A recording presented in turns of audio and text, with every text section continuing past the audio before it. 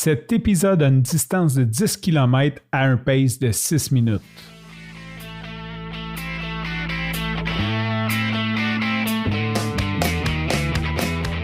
Après 4 ans d'absence, je suis de retour avec Coach Bill pour la saison 2 du podcast Coureur.ie.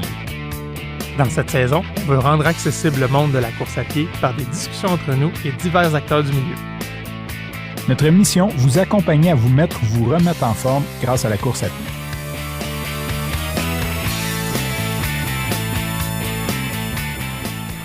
Aujourd'hui, on reçoit une invitée spéciale, Bill. C'est un peu la godmother ou la marraine du podcast parce que c'est entre autres grâce à elle si on s'est rencontrés. C'est Natacha Gagné qui est fondatrice du Grand Club de course pour les jeunes qui aide des jeunes de 5 à 15 ans à courir. Il y a plus de 50 clubs au Québec. Ça va faire 10 ans en 2024.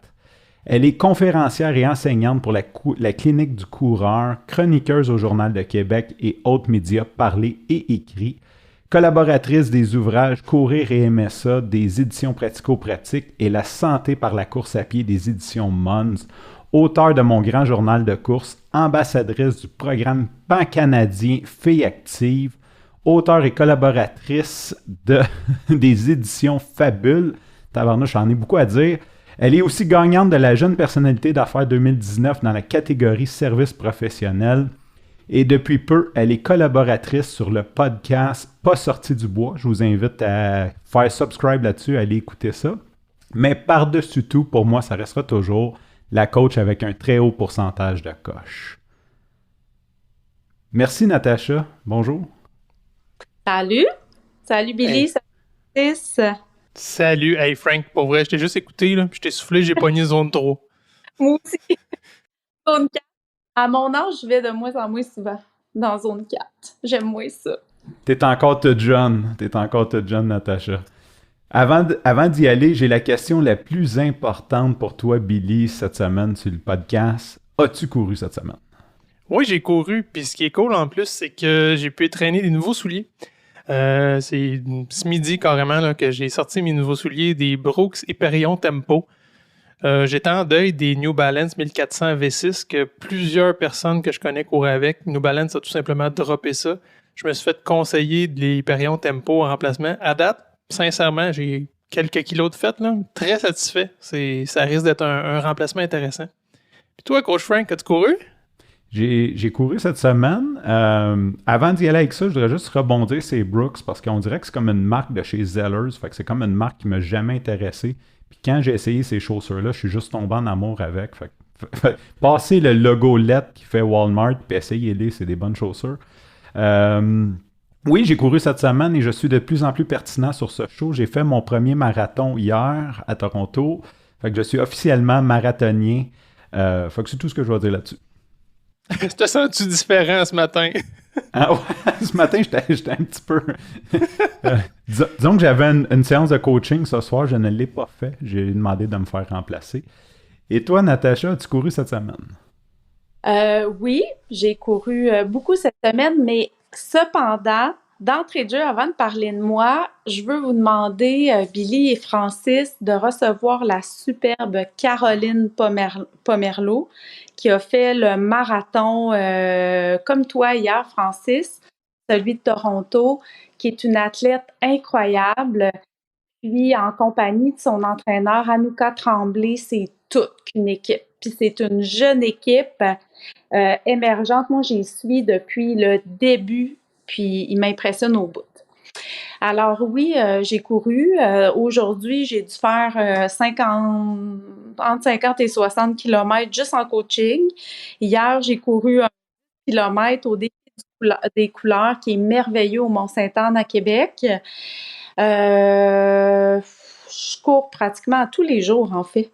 Fait que oui, j'ai couru cette semaine. Puis t'as fait quoi au défi des couleurs, 49 minutes? Ben, j'ai fait le 10 km en 44 minutes 59-55 secondes, là, puis j'étais déçue parce que je voulais je voulais battre mon temps de l'an passé. Donc, je voulais faire en bas de 43 minutes. Puis finalement, ben, ça s'est pas passé. Pourtant, j'ai l'impression d'avoir donné le meilleur de moi. Puis, quand je suis arrivée de ma course, là, évidemment, j'étais pas là. Non, qu'est-ce qui s'est passé? Tu sais, tu sais, ça paraissait quand même que j'étais déçue, là. Cependant, je l'ai pas étalé. Mais quand je l'ai dit à quelques personnes, tout le monde me dit, ouais, mais 45 minutes pour un 10, c'est super, là. Puis je leur disais, ben oui. Puis là, plus tard, j'ai pensé, je me suis dit, c'est comme quand t'as pas vraiment de surplus de poids, mais que tu te sens gros ou tu te sens grosse. Fait que tu dis à quelqu'un qui est plus riche pondéralement que toi, je me sens gros, je me sens grosse, puis la personne te regarde, ben t'es tout petite ou t'es tout petit. Oui, tu trouves peut-être ça, mais moi, je me sens comme ça.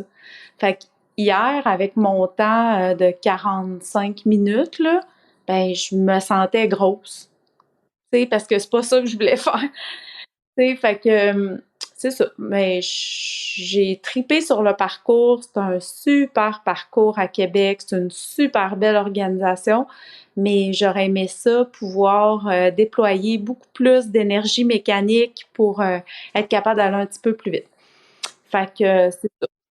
Ben moi, je te comprends, je sympathise avec toi parce que j'ai comme manqué mes objectifs de 10 secondes 3 fois, puis j'étais comme non, je l'ai pas eu pendant comme. J'étais juste déçu de pas avoir fait mon temps. Puis surtout, un événement une fois par année, je veux dire, faut t'attendre un an, là. Tu peux pas comme dire, je vais le refaire la semaine prochaine, ça va l'année d'après. Fait que je comprends ta déception, Natacha. Merci. Je comprends, puis je vous invite à la sagesse. C'est toi, Coach Frank, d'habitude, qui nous amène à oublier les chiffres puis à dire « Hey, soyez heureux juste d'avoir couru. » Ben, je vous le relance aujourd'hui. Oui, ben, t'as tout à fait raison, mais t'as-tu vu la bio que j'ai faite sur Natacha? Je peux pas lui dire, genre, sois heureuse à courir. Faut qu'elle soit avec un haut niveau de coche. Ouais, je comprends.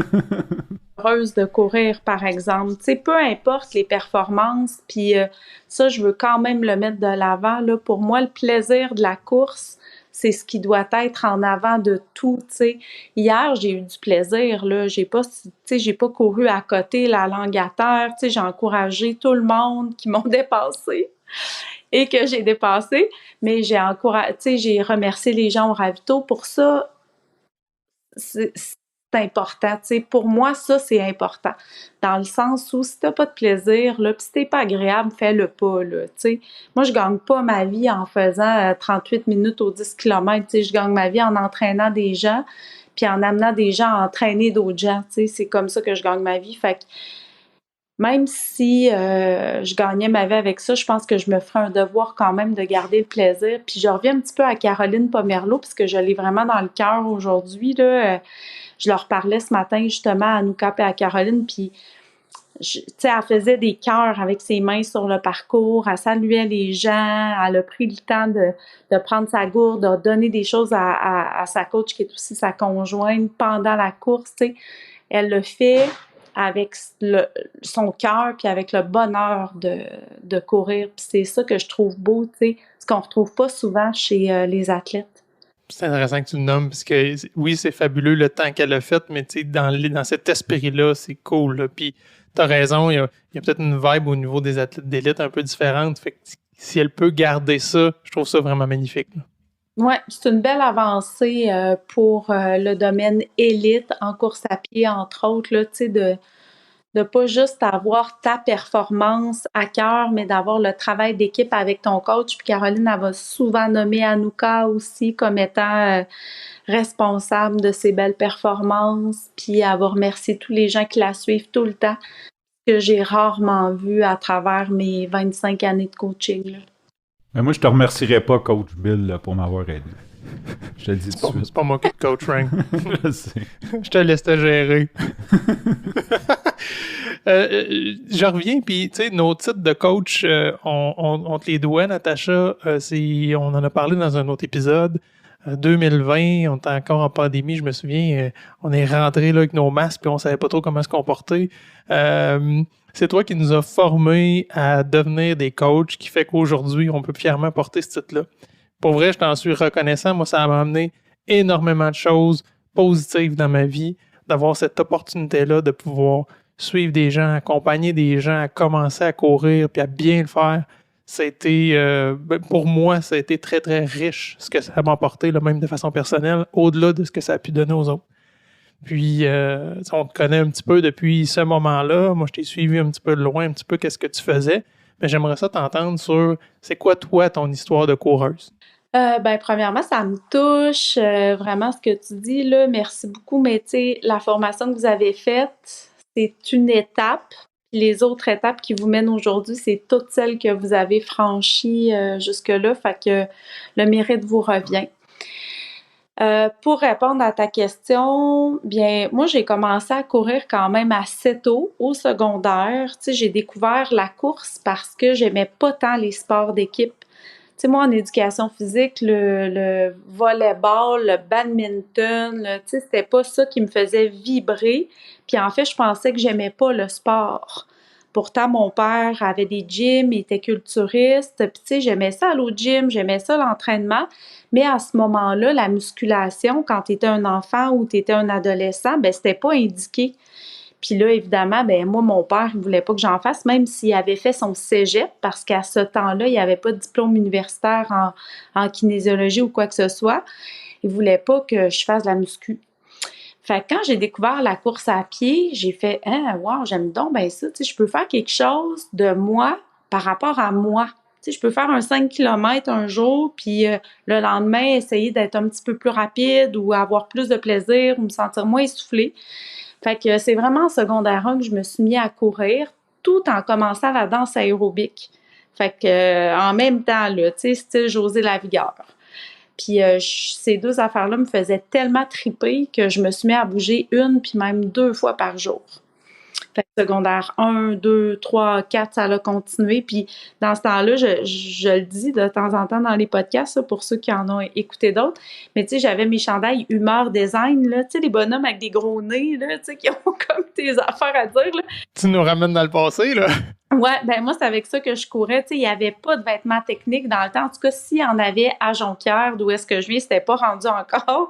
Parce que moi, je courais avec ça, puis tu sais, ça m'empêchait pas du tout de faire de la course. Puis moi, Brooks, dans le temps, là, j'avais ça aussi comme soulier, là, Francis, puis j'aimais ça. Puis j'y prenais pas au Walmart.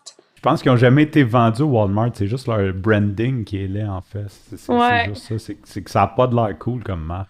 Ouais, c'est vrai. Ils se sont pas renouvelés, on dirait, ni dans les couleurs, ni en tout cas. Fait que c'est un peu comme ça pour moi que ça a commencé. Puis à un moment donné, la course est devenue un peu, en fait, tout le sport, toute l'activité physique, c'est devenu une obsession jusqu'à ce que je m'entraîne 3 puis 4 heures par jour. Puis pas nécessairement en course. Tu sais, on avait chez nous des appareils cardio-respiratoires comme elliptiques, entre autres, puis j'en faisais 2, 3 heures par jour. Ce qui m'a amené à 16 ans à faire mon premier ultramarathon, qui était de 12 heures de temps. Dans le temps, on courait, c'était un rond autour de la rivière aux Sables à Jonquière. Fait qu'on faisait ça pendant 12 heures, puis c'était le nombre de kilomètres qu'on avait fait qui comptait. Puis moi, je n'étais pas inscrite. En fait, je le faisais avec mon oncle. Puis mon oncle était ultramarathonien à ce moment-là. Puis finalement, je me suis retrouvée à faire 102 kilomètres. Donc, à faire le meilleur nombre de kilomètres chez les femmes. Fait qu'ils ont décidé de m'inscrire puis de me donner un titre honorifique, là, un peu pour cet événement-là. Ben non, tu sais, je pense que j'ai eu une vraie médaille, là, puis tout ça. Fait que c'est là vraiment que ma passion de la course a commencé à m'habiter. Je peux pas vous dire que j'avais pas mal après cet événement-là parce que je pense que j'avais l'arche de pied déconstruite. Tu sais, je me souviens d'avoir le creux de mon pied, là, tu sais, qui était vraiment à chair vive. Puis ça m'a pris beaucoup de jours à m'en remettre, mais la valorisation d'avoir fait ça, puis d'avoir été, entre guillemets, là, adulée, puis tellement admirée à un jeune âge, ben ça a fait que ma passion pour la course, elle a grandi, elle a fait fois 1000 en quelques heures seulement, là. Fait que c'est là que ça a commencé pour moi. Après ça, pendant un temps, j'ai un petit peu moins couru, mais je continuais à m'entraîner beaucoup jusqu'à temps que je déménage au Lac-Beauport, puis où je décide de faire de la compétition, tu sais, de recommencer vraiment la compétition, puis que je vois une certaine course qui s'appelle la TUEL, la clinique du coureur, à laquelle je décide de m'inscrire, qui était au Lac-Beauport à Québec. Puis que quelques jours avant l'événement, l'organisateur de cette course-là, un certain Blaise Dubois, soit Petit nom qui dit quelque chose. Ouais. Oui. J'ai déjà entendu ça quelque part, moi. Qui sortent sur les réseaux sociaux, nous aurons des coureurs élites cette année. Venez vous mesurer à eux.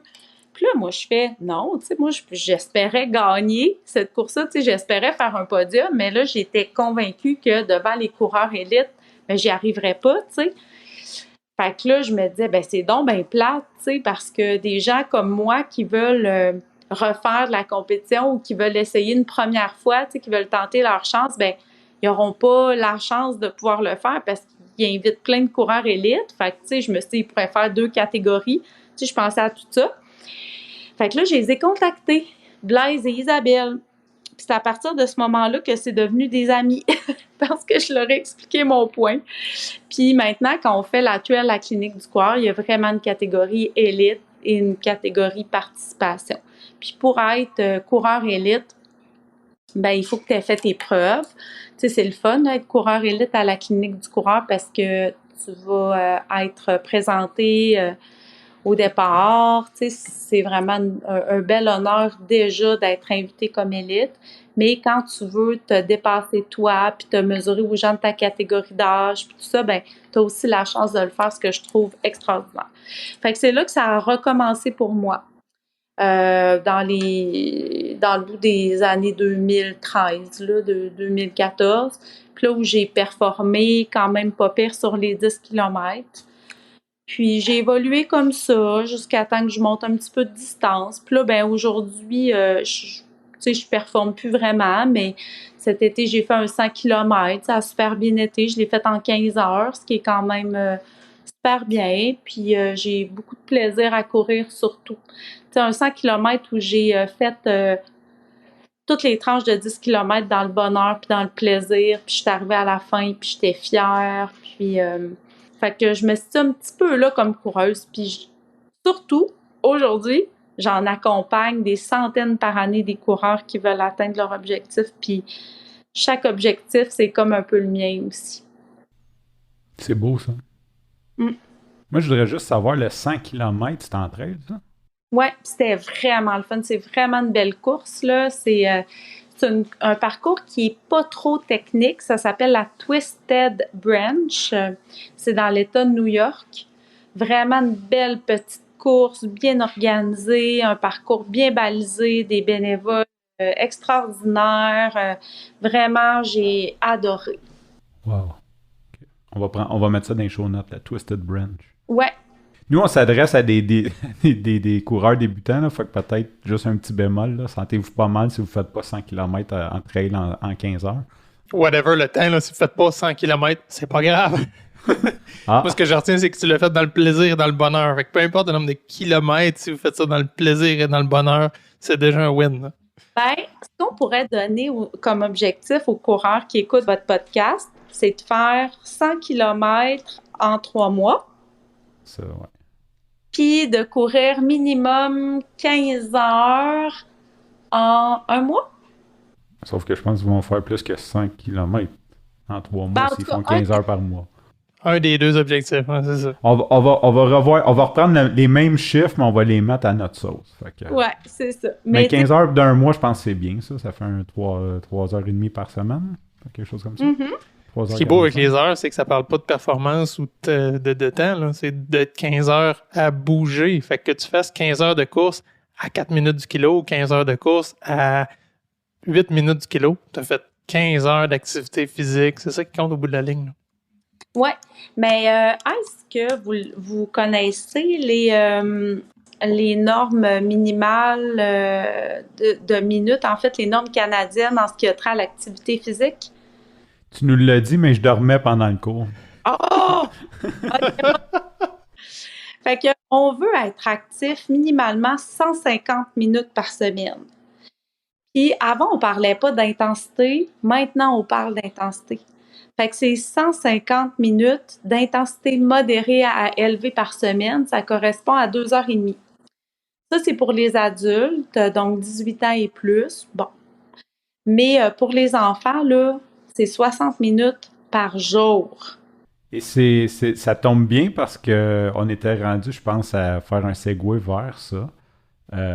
Ton grand club de course, en fait, c'est pour faire bouger les jeunes. Ouais. Fait que, dans le fond, je vais te laisser nous dire qu'est-ce que le grand club de course.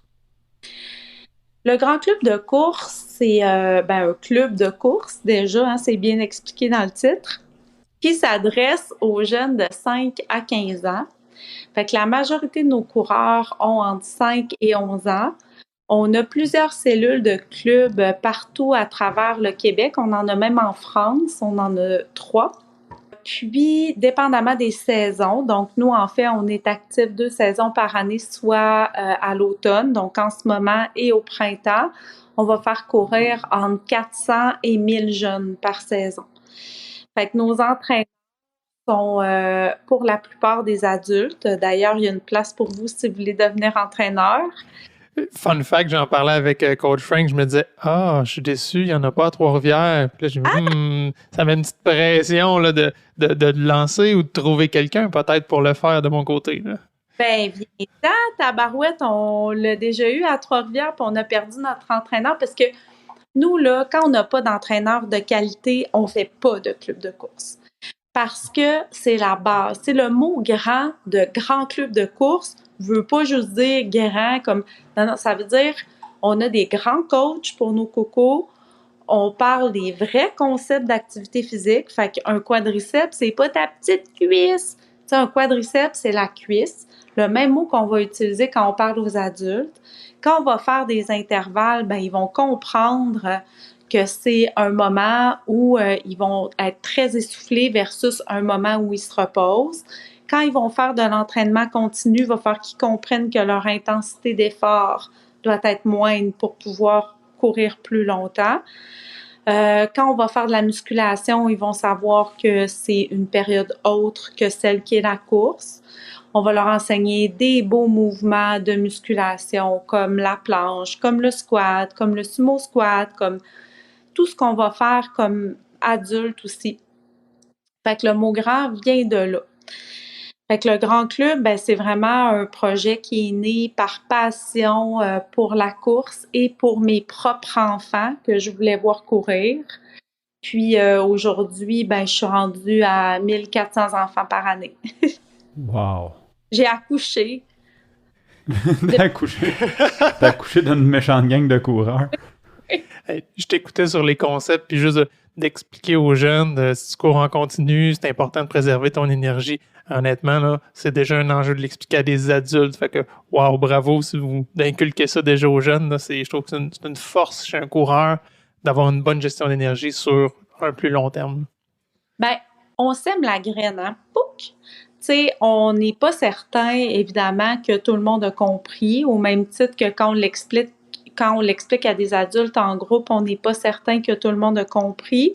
Cependant, la graine, elle est semée vers le concept qu'on veut appris et compris par nos coureurs, tu sais. Fait que s'ils l'ont entendu une première fois, puis ils le réentendent par la suite un petit peu plus tard dans leur parcours, ben c'est à ce moment-là qu'ils le comprennent, ben ça sera parfait, tu sais.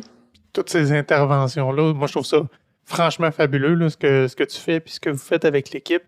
Tout ce qui est fait avec les enfants, vraiment très jeunes comme ça, bien évidemment, tu le dis, ça va influencer le reste de leur vie. Au moins, ils ont entendu, ils ont compris à un certain niveau certains concepts. Puis d'être exposé à un jeune âge, je trouve que c'est vraiment super là, de les inculquer des bonnes habitudes de vie comme ça si tôt. Là. C'est beaucoup plus riche que d'arriver plus tard, puis que là, on prend du monde qui sont out of shape, que leur doc leur dit « faut que tu bouges, sinon je te mets sur l'insuline ou je te mets sur whatever ». Ben, de commencer jeune comme ça, d'amener ça, c'est fabuleux. Là.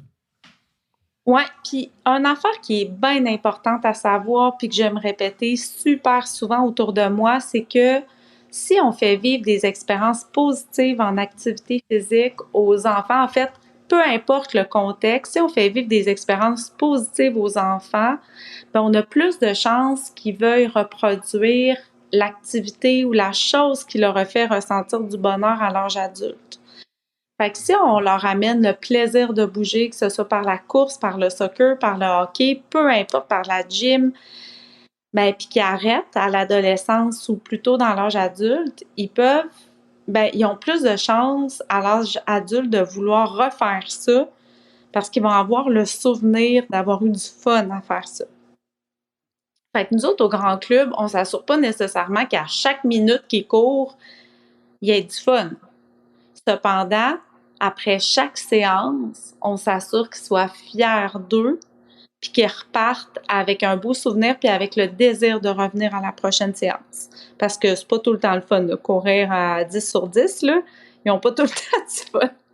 Mais par exemple, on leur dit « Ah, t'es donc bien bon! Tu t'es soufflé à 10 sur 10, wow! » Là, ils font « My God! Elle était pas en dedans de moi, elle. » Tu sais, l'émission où on a le bonhomme qui allait en dedans de nous, là.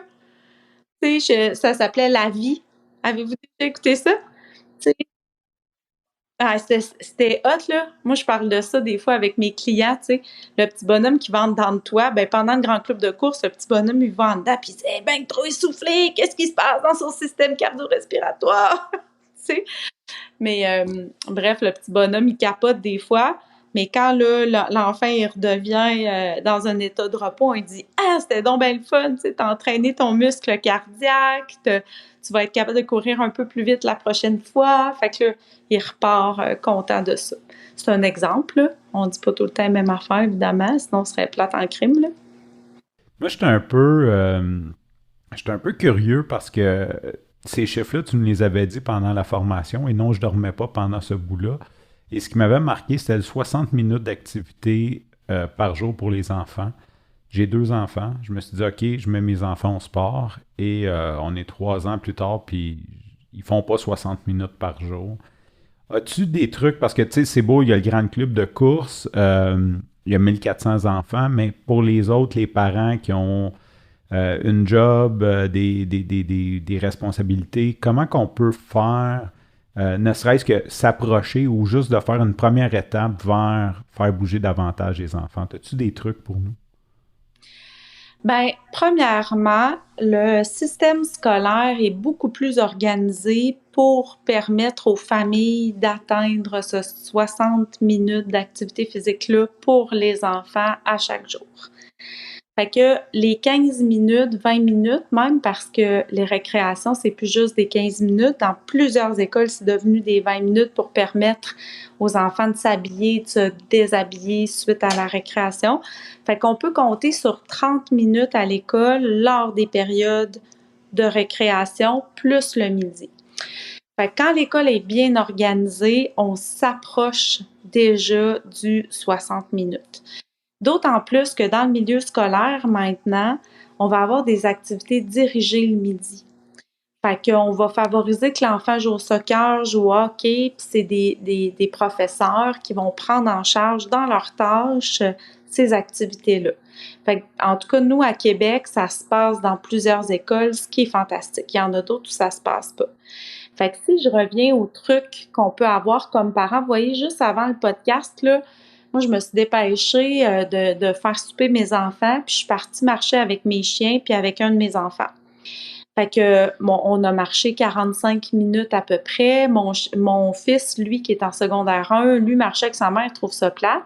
Fait qu'il prend le chien le plus rough des deux, puis il monte sur les montagnes, il passe sur les blocs, il court avec le chien, tu sais. Fait que sans que je dise « cours », c'est ça qu'il a le goût de faire, tu sais, à la base.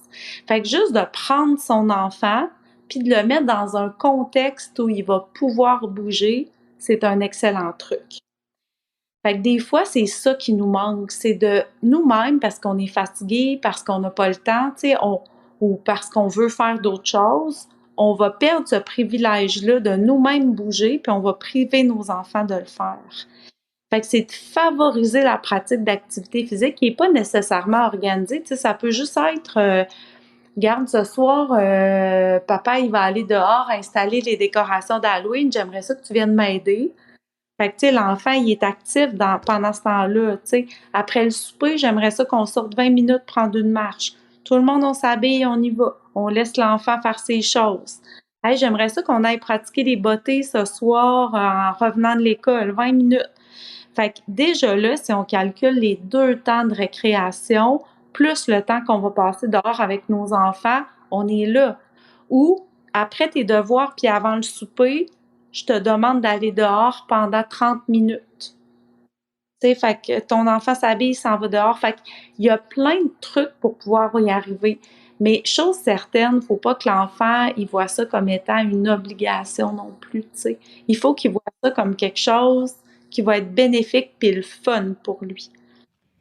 Ce qui est important dans ce que tu as dit aussi, c'est que dans tous les exemples que tu as nommés, j'ai remarqué que ça t'incluait ou ça incluait le parent. C'est pas va jouer dehors, va pratiquer tes bottées, va marcher avec le chien. C'est viens, on va aller marcher avec le chien, viens, on va aller faire telle activité ou bouger ensemble.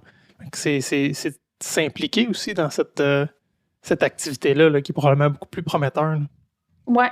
Puis on n'est pas obligé de faire la même chose que notre enfant, là. Et des fois, moi, je vais marcher avec mon fils, là, puis je vais faire mon Duolingo pendant que je marche, là. Tu sais, mais mon fils marche pareil, tu sais. Mais c'est ça, c'est que des fois, on se dit faudrait peut-être que je botte, mais moi, je suis pas compétente dans cette activité-là, fait que j'irai pas dehors avec mon enfant. Non, toi aussi, va dehors, mais fais d'autres choses pendant que ton enfant fait ça. T'as-tu du bois à corder? T'as-tu un gazon à racler? T'as-tu des fleurs à arranger? Va juste dehors, ça va te faire du bien à toi aussi. Puis je suis très consciente que là, je suis une des parents qui aiment ça, aller dehors avec son enfant, là. Puis que c'est pas tout le monde qui aime ça. Cependant, ce qu'on peut faire, c'est s'organiser entre voisins aussi, tu sais, se faire un petit groupe. Tu sais, est-ce que toi, le lundi, tu serais disponible, lundi, mercredi, pour aller dehors avec les enfants? Moi, j'irais le mardi, jeudi, puis on pourrait aller passer du temps au parc, juste 30 minutes, là, 2 fois par semaine. Tu sais, pendant que toi, tu t'amènes un livre, les enfants jouent ensemble, tu sais. Fait qu'il y a plusieurs façons de pouvoir y arriver. Il suffit d'être créatif, puis surtout d'avoir la volonté de le faire, tu sais. C'est intéressant, l'idée de partager avec les voisins. Je pense que je vais faire ça. Je suis curieux. Quelle langue t'apprends, Duolingo? L'espagnol. L'espagnol. Parce que Mario au Costa Rica en avril. Oh, félicitations. Merci. Et je vais courir le Costal Challenge en février. Wow! Ah! Pas besoin de parler, juste de courir. Ouais, ben, je parle tout le temps. Je ne sais pas si je cours en parlant ou je parle en courant. C'est une grande question. Il y a des choses comme ça qui seront jamais élucidées dans la vie, Natacha. Faut vivre avec. C'est comme le secret de la caramel qu'on ne le saura jamais. On le saura jamais. On le saura jamais. Je reviens sur le grand club. Comment c'est né, ça? Qu'est-ce qui t'a amené à travailler avec les enfants? Ben, avant, moi, j'étais gestionnaire du conditionnement physique sur la base militaire à Valcartier. C'était vraiment un emploi que j'aimais. Cependant, j'aimais aussi un autre de mes travails à temps plein qui était celui de mère. Puis je me disais, ben, je veux être plus avec mes enfants. Dans ma façon d'être, je suis plus une relationnelle. Tu sais, j'aime ça être avec le client. Comme gestionnaire, je pouvais moins intervenir avec le client directement. Fait que je me suis dit, ben, je vais me partir en affaires. Tu sais, je vais commencer à faire mes propres choses. Fait que je me suis outillée, j'ai quitté mon emploi. Puis, j'ai parti mon service de coaching pour les adultes. Puis à travers ça, ben, je courais régulièrement avec mon fils Thomas Olivier qui arrive justement de la salle d'entraînement, qui est rendu presque à 16 ans maintenant. Puis je me suis dit, ben, je vais faire un club de course pour lui et ses enfants, ses amis, puis on va triper ensemble une fois par semaine. Puis finalement, ben, ça a fait boule de neige. Puis aujourd'hui, mon fils est le plus jeune entraîneur des grands clubs de course parce qu'il entraîne, ça fait maintenant 2 saisons. Fait qu'il a son club à lui à Bois-Châtel, puis il transmet sa passion maintenant. Fait que c'est vraiment né pour et par lui. Puis j'ai vu qu'il y avait un potentiel incroyable là-dedans parce que moi, mes parents, ils tripaient. Ben, mes parents étant les parents des enfants qui faisaient mon propre club. Puis là, en parler à des amis, les amis ont eu le goût de s'impliquer, puis tout ça. Fait que ça a vraiment grandi comme ça. Puis, comment ça fonctionne? Je suis un peu curieux. Y a-tu un frais annuel, un frais par session? C'est bénévole? C'est quoi le... C'est un frais par session. C'est OK. vrai. Les gens ils s'inscrivent pour 8 semaines. Puis nous, on n'est pas le genre d'activité qui va favoriser la récurrence de nos jeunes. S'ils reviennent, on est super contents. S'ils reviennent pas, c'est pas grave. Parce que nous, on veut vraiment qu'il y ait une pratique diversifiée sportive, une pratique sportive diversifiée au niveau des enfants. Fait qu'on veut que les enfants expérimentent toutes sortes de choses à travers leur âge qui est considéré comme l'enfance, donc de 7 à 17, 18, 19 ans, jusqu'à temps qu'on entre vraiment dans un cadre de spécialisation qui vient plus tard. Fait que nous, on n'est pas le genre d'organisation sportive qui va faire réinscris-toi, réinscris-toi, réinscris-toi. C'est si tu as le goût, reviens nous voir, on va continuer de te faire grandir là-dedans. Puis sinon, ben fais d'autres choses, tu sais. Puis d'ailleurs, quand j'en vois, parce que le club de course aussi, là, je vais un peu plus loin, c'est une fois par semaine, 45 minutes avec l'entraîneur. Mais j'envoie 3 autres entraînements, format PDF, aux parents à chaque semaine avec une infolettre. Puis dans l'infolettre, au lieu de dire allez acheter vos Brooks ou prenez plutôt Salomon, je fais pas ça. Je dis ben faites faire plusieurs activités à vos enfants. Ou qu'est-ce qu'un enfant devrait manger avant le sport? Est-ce que ça se peut que votre enfant vive un stress avant une compétition? Comment on gère ça? Fait que, tu sais, à travers tout ça, j'éduque le parent, puis je l'amène à bouger aussi avec son enfant. Fait que oui, il y a une séance par semaine avec un de nos entraîneurs, mais ils ont la possibilité de bouger 3 autres fois par semaine en développant cette autonomie-là de bouger en famille, puis d'amener l'enfant à le faire seul aussi. Finalement, tu as vraiment carrément une mission de santé publique là, dans tout ça. Là.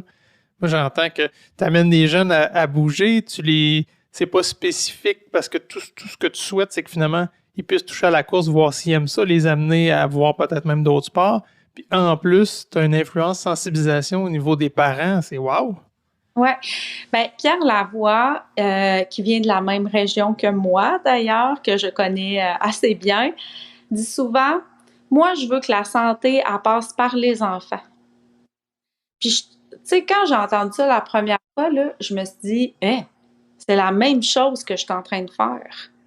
Tu sais, je prends l'enfant, je l'amène à aimer le sport, à apprendre des choses qui vont lui être utiles dans plein de sports, puis à éduquer son parent à travers nos choses à nous, tu sais. Fait que j'adhère un peu, j'adhère pas un peu, j'adhère à la philosophie de ce précieux Pierre qui, oui, aussi a une mission en santé publique. Vous deux, vous en faites plus que le docteur Barrette, ça c'est certain. Tu as parlé de justement des jeunes puis de la spécialisation par la suite. Puis c'était un peu une question qu'on se posait, Billy et moi, comme qu'est-ce qui se passe après? Parce que tu sais, c'est comme c'est écrit de 5 à 15 ans. Qu'est-ce que quand il y a 15 ans, y a-tu un moment donné que tu leur dis OK, ben là, il faudrait que tu ailles dans un autre grand club ou qu'est-ce qui se passe? À 16 ans, là, ils peuvent rejoindre un club adulte. OK. C'est correct. L'important, c'est qu'ils continuent à faire d'autres choses aussi. Fait que ça, c'est vraiment l'important. Tu sais, l'humain garçon devient adulte entre 18 et 24 ans. L'humain fille devient adulte entre 16 et 20 ans à peu près. Fait que jusque-là, la diversité sportive est super importante. On a certains sports à spécialisation active. Ça veut dire que c'est des sports où on doit prendre le jeune puis on doit le spécialiser, l'amener à faire plus d'heures de pratique dans ce sport-là pour qu'il soit compétitif, donc pour qu'il devienne un athlète dans sa discipline. Mais la course n'est pas un de ces sports-là. Pour ça, je reviens encore à Caroline Pomerleau que j'ai dans la tête puis dans le cœur depuis hier. Cette jeune fille-là, là, elle est une preuve vivante que la spécialisation active, ce n'est pas nécessaire. Fait que voilà. Puis, je fais une petite aparté, là. Tu sais, si vous avez, en tant que parent coureur, des enfants qui font de la gym, par exemple, ou du plongeon, qui sont des sports à spécialisation active, en fait, tous les sports qui ont une notion artistique, c'est correct. Empêchez pas vos enfants de faire ce sport-là. Seulement, prenez en compte que c'est important que votre enfant fasse autre chose, comme nager, comme faire du ski, glisser, faire de la planche, patiner, se tenir en équilibre. Fait que, tu sais, on reste pas juste dans notre sport, on l'amène à faire d'autres choses aussi alentour du sport qui demande une spécialisation. Parlant des enfants, moi j'ai une question par rapport à la sécurité de la course pour les enfants. Puis c'est souvent des choses qu'on va entendre à tort, des mythes de dire ben c'est pas bon pour les enfants la course parce qu'ils sont en croissance, ça va, même pour les vieux on l'entend, c'est pas bon pour les genoux, ça va briser tes articulations. C'est tous des mythes qui ont la couenne dure. Mais j'aimerais ça t'entendre sur les bénéfices ou les risques ou les adaptations qu'il faut faire dans du coaching pour des enfants versus des adultes en course à pied. Ben, en fait, il n'y en a pas tant. Ça, c'est vraiment des mythes, hein. On se demande combien de kilomètres ou combien de temps court un enfant pendant un match de soccer. Pas du tout. Hein? Puis, Bon point. ouais. Tandis qu'on va dire, cours maximum 30 minutes, sinon tu vas te blesser, tu sais. Fait que le principe de quantification de stress mécanique, il s'applique autant chez les enfants que chez les adultes. La quantification du stress mécanique, c'est de demander un stress à ton corps pour lui permettre une adaptation, mais un stress qui est pas trop grand, parce qu'un stress qui est trop grand, ça favoriserait une blessure. Puis un stress qui est pas suffisant, ben ça amène pas l'adaptation. Fait que bien quantifier son stress mécanique, c'est progresser en fait. C'est que si tu t'en vas faire une sortie de course où tu vas commencer par 3, 4, 5 fois une minute, ben le lendemain ou 2 jours après, tu vas être capable de faire une fois ou 2 fois de plus une minute, une minute de course, une minute de marche. Tu sais, fait que c'est la même affaire chez les enfants. Maintenant, ça, je l'entends souvent, la course, ça blesse les genoux, nanana. Au contraire, la course a un impact positif sur l'os. Votre os, là, c'est comme une espèce d'éponge, mais un peu plus dure. Fait que c'est une structure qui a plein de trous dedans. Moins tu as de trous, puis moins les trous sont gros, meilleure ta densité osseuse est.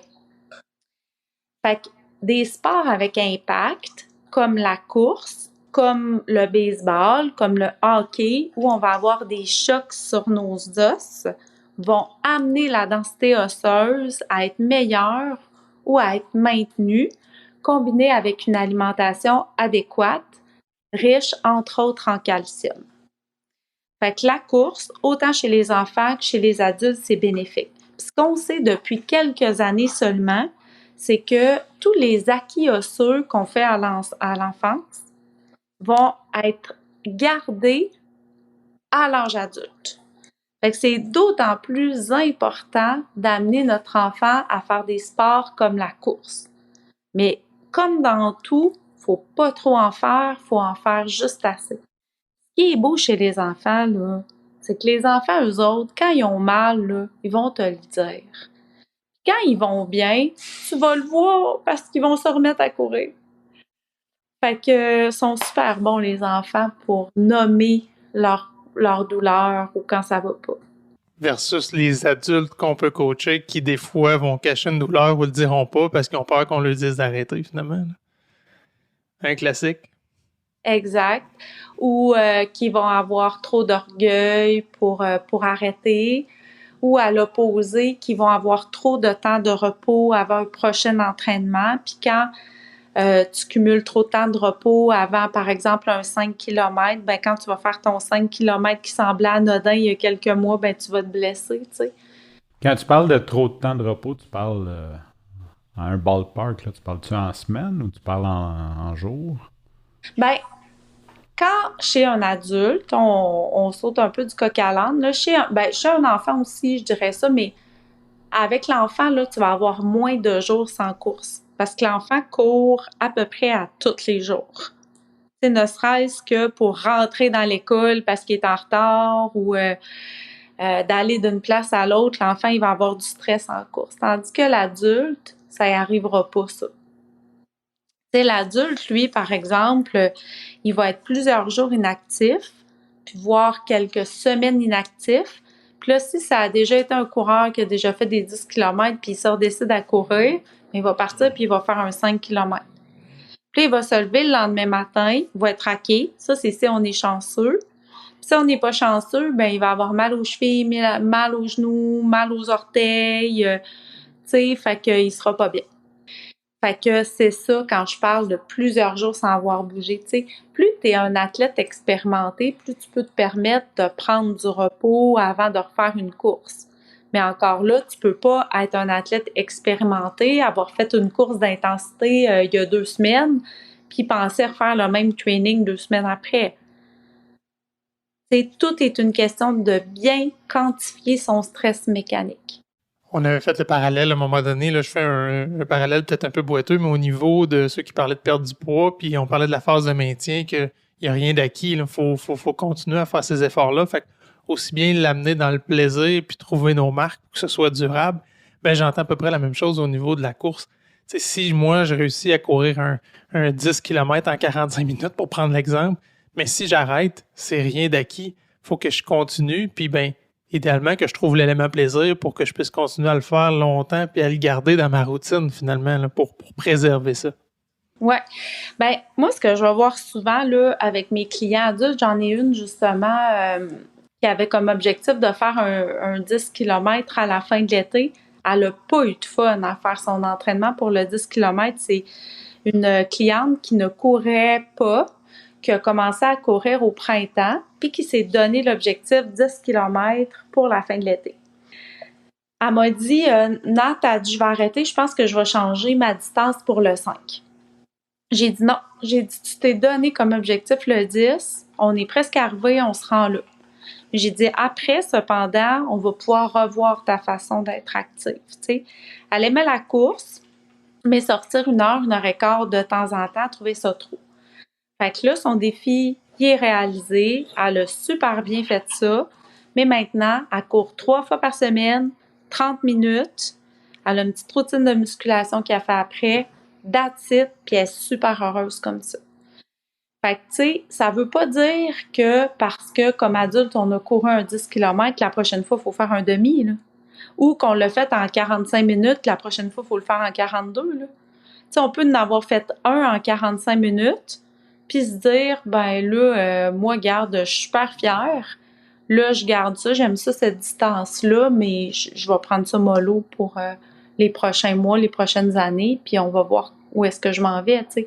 L'important, c'est de bouger minimum 150 minutes par semaine pour sa santé cardiovasculaire.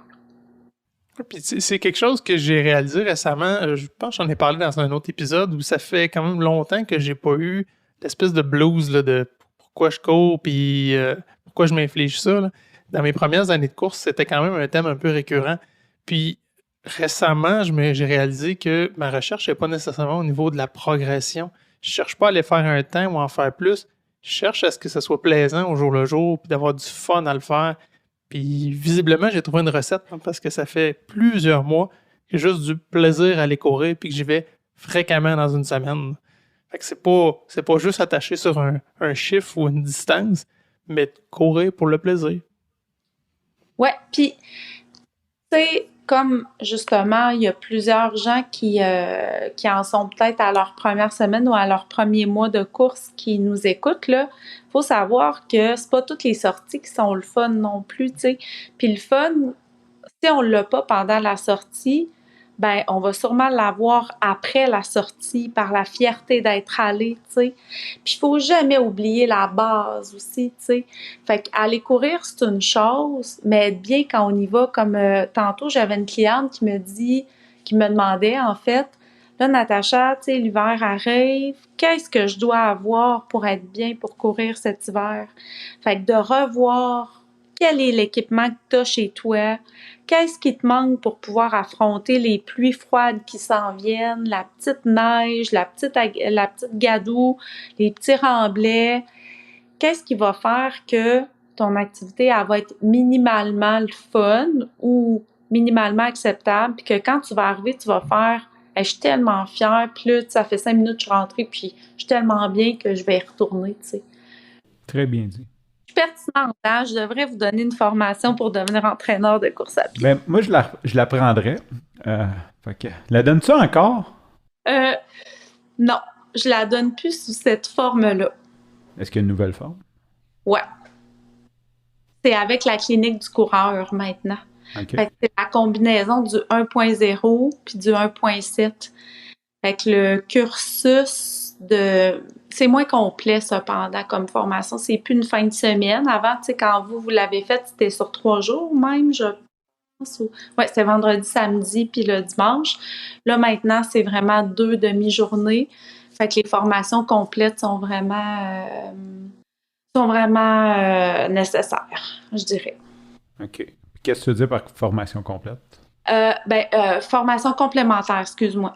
Fait que si tu veux aller un petit peu plus loin ou en apprendre sur la musculation ou être entraîneur plus personnalisé, parce que, tu sais, une des affaires que je vous ai dites probablement, c'est que c'est beaucoup plus difficile d'être entraîneur ou de coacher une personne à la fois que de coacher un groupe. Pourquoi? Parce que quand tu vas entraîner une personne ou quand tu vas t'attarder à une personne, bien, les besoins sont beaucoup plus spécifiques que quand tu vas entraîner un groupe où tu vas entraîner en somme 80% de toute ta gang. Tu sais, tu vas être plus générique dans ta façon d'amener les choses. Tu sais. Fait que quand tu vas prendre des plus petites formations, bien, dépendamment de la clientèle que toi, tu vas vouloir avoir, bien, c'est important que tu ailles chercher les connaissances pour cette clientèle-là. Puis que tu connaisses tes limites aussi. Tu sais, moi, je vois beaucoup de clients en individuel, là, puis il y a encore des informations qui me manquent, là, où il y a des clients que je prends plus maintenant, là, tu sais, je suis dépassée dans certaines sphères, puis c'est bien correct parce qu'il y a bien d'autres entraîneurs qui font ça. Mais moi, cependant, ce que je prends comme client, je le prends vraiment, tu sais. Puis, je suis curieux, là, je sais qu'on déborde un peu, mais c'est quoi tes clients que c'est un perfect match, là? Quand ça arrive, tu dis, écoute, je sais, je vais pouvoir t'aider.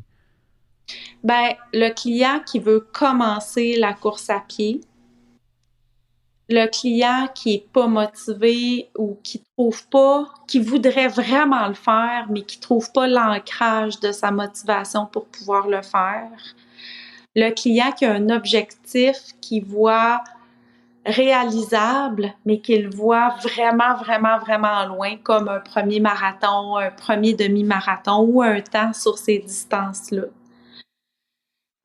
Puis un temps qui est pas qui s'approche pas d'un temps élite, là, donc on parlera pas d'1h30 ou 1h20 sur le demi. Là. Les entrepreneurs, les gens occupés aussi. Tu sais, moi, je vais tout le temps avoir la petite twist pour trouver le moment où ce qu'ils vont pouvoir bouger.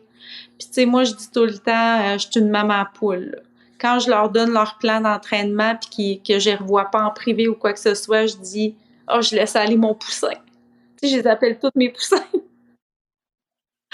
Fait que c'est ça, mais je pense que j'ai vraiment, ben je pense pas, là, j'ai un beau taux de réussite, d'atteinte d'objectifs à travers mes clients, tu sais, parce que je me connais bien comme personne. Dès la première rencontre, je vais chercher vraiment ce qu'est mon client. Puis je leur dis tout le temps, faut que ce soit un match, tu sais, faut que toi tu le sentes pour venir me voir, sinon tu sais, perds pas ton temps là. C'est pas vers autre chose parce que si tu me rends pas service, ben tu te rends pas service puis tu me rends pas service non plus. Je pense que c'est un très bon point s'il y a des gens qui cherchent un coach, c'est important cette connexion-là. Tellement là. C'est comme la chose la plus importante selon moi. Ouais. Puis des fois là, t'as tellement confiance en eux là, tu sais moi là je leur dis hey, je m'en occupe. Tu sais j'ai tellement confiance en eux autres là qu'ils font hey. Ben tu sais ils font pas ça là, mais en dedans à deux ça fait elle avait tellement confiance en moi, tu sais. Je peux pas réussir, elle a tellement confiance. Fait que ça, on appelle ça le lien thérapeutique, là. Fait que quand il est là, ce lien-là, là, tassez-vous, parce que ça va marcher. Failure is not an option. Ouais. Moi, je pense qu'on devrait mettre ça comme titre de l'épisode. Genre, Natacha Gagné, entraîneur de poussins. Y avait-tu quelque chose, une question qu'on t'a pas posée, Natacha? T'as comme répondu aux questions avant qu'on te les pose, fait que je sais pas s'il y a quelque chose qu'on t'a pas posé, un sujet, un message que tu aurais à dire à nos auditeurs, quelque chose qui te tient à cœur. Ben, tu sais, ouais, ça vient de me venir, là. Tu sais, en tant qu'individu, vous n'êtes pas juste, en tant qu'individu sportif qui aimez la course, vous n'êtes pas juste des coureurs. Quand vous vous entraînez, là, c'est super important de tenir en compte ce que vous faites dans votre vie de tous les jours, tu sais. Est-ce que vous êtes des travailleurs physiques? Est-ce que vous êtes devant un ordinateur toute la journée? Tu sais, quand on vous entraîne, nous, on doit tenir en compte votre posture, votre temps debout dans la journée, votre niveau de fatigue, si vous avez à vous occuper d'une famille ou pas, si vous aimez faire d'autres sports. Tu sais, fait que moi, ce que j'aimerais passer comme message, c'est qu'en tant que coureur, ou si la course, ça devient votre nouvelle passion, n'oubliez pas qu'il n'y a pas juste que la course. Tu sais, il y a d'autres choses dans l'entraînement. Il faut entraîner l'humain derrière le coureur avant tout. Même tout à l'heure, quand tu l'as nommé, tu parlais d'aider des gens, des entrepreneurs dans la logistique autour de la course. C'est quelque chose qui, je pense, est peut-être pas connu des gens quand ils approchent un coach. Combien de fois, moi, j'ai entendu OK, tu vas me pousser, puis tu vas me donner des entraînements tough, puis je vais avoir chaud. Hey, ça, c'est une petite partie de l'entraînement, là. Ce qui est riche, là, c'est tout ce que tu viens de nommer. De les aider dans la logistique, d'avoir un regard beaucoup plus global sur leurs activités physiques. Ça a bien plus de valeur que la séance d'intervalle tough une fois de temps en temps, là. Il y en a qui vont plus aimer ça, puis il y en a qui vont en avoir besoin de ça pour pouvoir évacuer leur stress, puis c'est parfait, puis on va la mettre, tu sais, on va la placer, puis on va... Il y en a d'autres que ça les rejoint pas pantoute, tu sais, aussi. Fait que c'est ça, chaque humain a son coureur, ou chaque coureur a son humain. Ouais. C'est comme la poule et l'œuf, on ne sait pas lequel qui vient en premier. Non, le coureur, moi, je dirais que c'est le coureur qui est arrivé avant l'humain. Parce qu'il est plus vite. OK. Je vous reconnais, là, les gars. Tu sais, la qui vient déstabiliser la fille en avant, là. Ouais, en fait, tu dis les gars, mais c'est surtout Francis, là, parce que Bill était l'élève studieux qui disait pas grand-chose. Okay, c'est plus moi qui déstabilisais. Mais merci, je suis content que tu me reconnaisses. Je n'ai pas changé. Authentique. Authentique, exactement. L'authenticité est une de mes valeurs. Natacha, je pense qu'on a fait un très belle, très, très beau tour de ça. Merci pour les trucs, merci pour tout ce que tu amènes dans ce monde. C'est vraiment beau que tu t'intéresses aux jeunes, puis que, comme Billy a dit, tu as un côté, tu t'en fais plus pour la santé publique que la santé publique. Peut-être pas plus, mais tu as vraiment une belle mission. Fait que merci pour ça. Merci de prendre le temps de nous parler ce soir. Puis Billy, je pense que ça avait quelque chose à ajouter. T'es allé là où je voulais aller, mais je réitère merci de nous avoir formés puis de nous amener aujourd'hui dans cette expérience-là aussi. Puis je réappuie aussi sur ta mission je vais l'appeler une mission de santé publique, moi aussi, là. Je trouve que c'est très, très riche pour les générations qui s'en viennent puis futures, puis comment vont grandir les enfants, d'inculquer ça. Bravo, chapeau, vraiment. Merci. Puis vous autres aussi, continuez d'inspirer puis d'amener des gens à être plus actifs. Puis chacun de vos auditeurs, chaque coureur a le potentiel puis le pouvoir d'en inspirer tellement d'autres. Fait que faut pas minimiser, faut faire valoir notre pouvoir d'inspiration. Tu sais, faut inspirer et être inspiré. Tu nous inspires, puis notre but, c'est d'inspirer les autres. Qu'est-ce que tu nous plugues aujourd'hui, Natacha? Le plaisir. Garder le plaisir d'être actif, puis que le plaisir vient aussi par la persévérance d'avoir atteint un objectif, tu sais, d'avoir fait qu'est-ce qu'il faut pour aller où est-ce qu'on voulait aller. Je suis abasourdi sans mots parce que j'avais cette réflexion-là. Ça m'a pris 10 ans pour faire mon premier marathon, fait que c'est 10 ans de persévérance et j'avais cette réflexion-là ce matin. Donc, merci. J'imagine que la vie a fait que tu es venu me le répéter pour mes 10 prochaines années.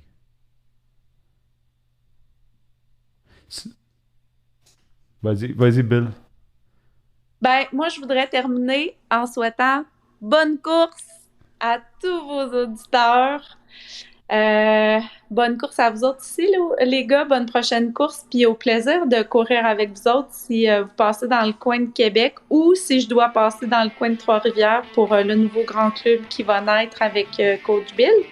Oh, ça, c'est dangereux de dire ça on tape. Moi, je ferai le voyage pour venir inaugurer le nouveau grand club à Bill. Moi, j'étais à Montréal. Fait que si tu passes à Montréal, tu reviens à André Grasset donner des cours, ça va me faire plaisir d'aller courir avec toi. On reclose ça de bonne manière. Qu'est-ce qu'on dit à nos auditeurs, Natacha? Bonne course, puis bonne course à Francis puis à Billy aussi.